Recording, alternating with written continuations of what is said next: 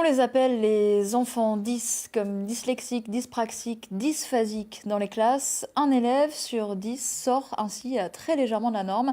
Maladresse, difficulté à lire ou à s'exprimer. Alors pour les aider, un jeu vidéo est en cours d'élaboration.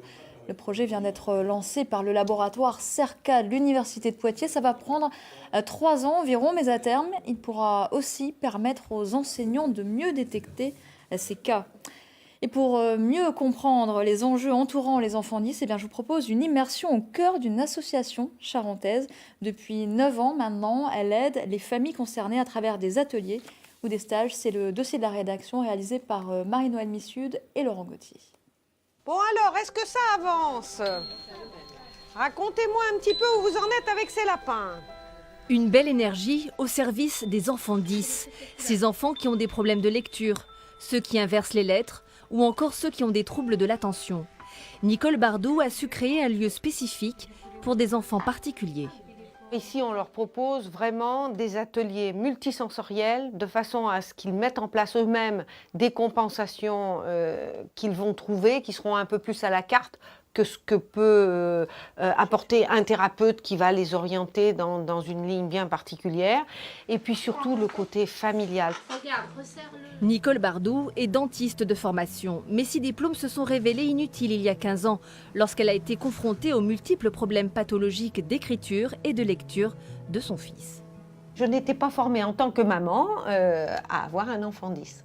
J'ai décidé de m'occuper des enfants 10 dans la mesure où mon fils avait besoin d'aide, mais aussi qu'en toute logique, j'ai pensé qu'il n'était pas le seul au monde à avoir ce type de trouble et que ça pouvait peut-être servir à d'autres personnes.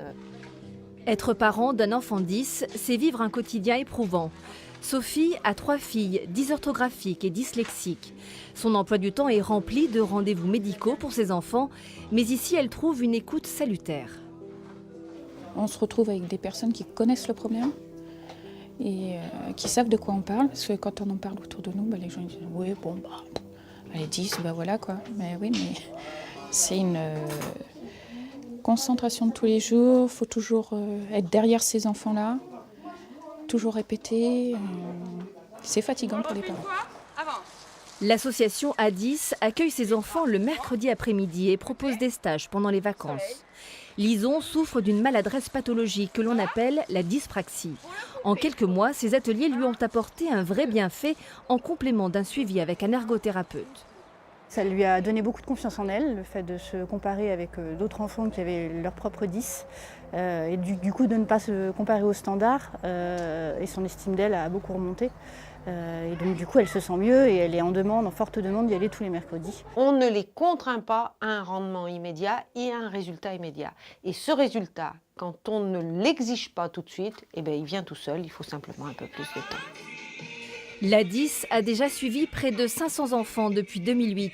Mais comme beaucoup d'associations, elle vit peut-être ces derniers mois, faute de financement public et privé.